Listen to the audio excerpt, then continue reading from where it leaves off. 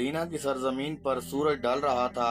हवा में एक अजीब सा सुकून था, लेकिन इमाम जाफर सादिक अलैहिस्सलाम के दरवाजे पर आज हजूम ज्यादा था। लोग इल्म हासिल करने, सवाल पूछने और अपनी रूह की प्यास बुझाने आ रहे थे। इमाम के चेहरे पर एक नूर था जो हमेशा मासूमीन के चेहरों पर रहता है, ऐसा नूर जिसे देखकर सबके दिलों से गम धुल जाता है। इसी वक्त एक शख्स, एक यहूदी आलम आपके दरवाजे पर आया। आंखों में गरूर था, दिल में जिद थी और वो कहने लगा, मैं जाफिर बिन मोहम्मद को आजमाने आया हूँ। अगर ये वाकई सच्चे इमाम हुए तो मेरे दिल का राज बताएंगे। मजलिस में खामोशी छा गई, लोगों के दिलों में धड़कने सुनाई देने लगी। इमाम ने अपनी निगाहें उठाई, नरमी से इसकी तरफ देखा, चेहरे पर मुस्कुराहट लेकिन निगाह में इल्म का समंदर। इमाम अलैहिस्सलाम ने फरमाया, तू दिल में यही सोच कर आया है कि अगर मैं तेरे दिल का राज बता दूं तो तू ईमान ले आएगा, और अगर ना बता सका तो अपनी कौम में मेरा मजाक उड़ाएगा। यहूदी आलम ने जब ये सुना इमाम मेरे दिल का राज जान गए,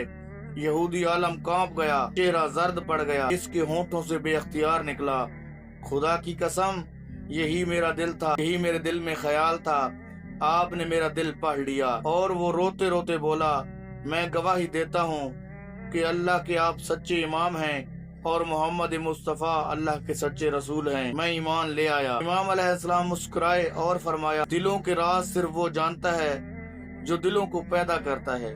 हम अहले बैत इसके इल्म के से बोलते हैं क्योंकि हमें अल्लाह ने हुज्जत बनाकर भेजा है और हुज्जत से कोई चीज पोशीदा नहीं रहती। ये मंजर खत्म हुआ तो लोगों के चेहरे पर ईमान की रोशनी थी, लेकिन इसी वक्त एक दूसरा शख्स आया जिसका नाम अब्दुल्ला बिन मकफा। ये वही शख्स था जो अक्ल और फलसफे में मशहूर था, लेकिन इमाम के इल्म से हसद रखता था।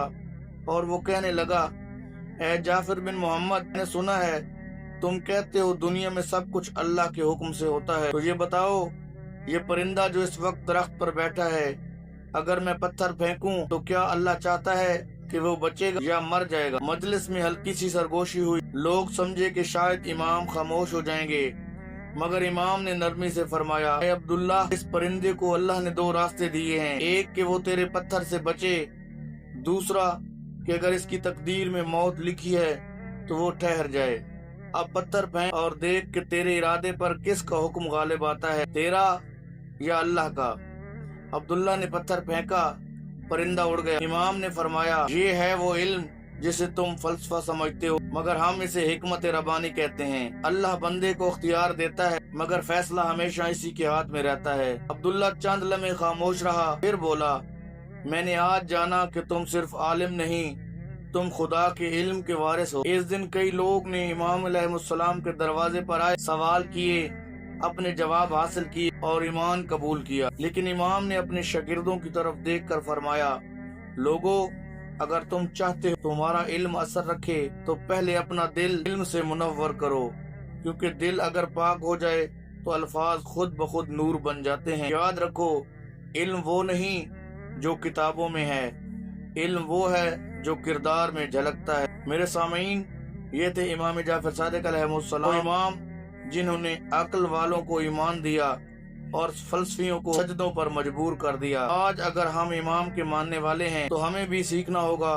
इल्म सिर्फ बहस का नहीं बल्कि दिलों को बदलने का जरिया है। अगर आपको ये रूहानी और तारीखी पॉडकास्ट पसंद आया हो तो मेरे YouTube चैनल मासूम इन्फो को सब्सक्राइब करें, ताकि अहले बैत अलैहिस्सलाम के मजीद इल्मी, तारीखी और दिल को छू लेने वाले वाक़यात आप तक बर वक्त पहुँचते रहें। अल्लाह हम सब का हामी और नासिर हो। खुदा हाफ़िज़।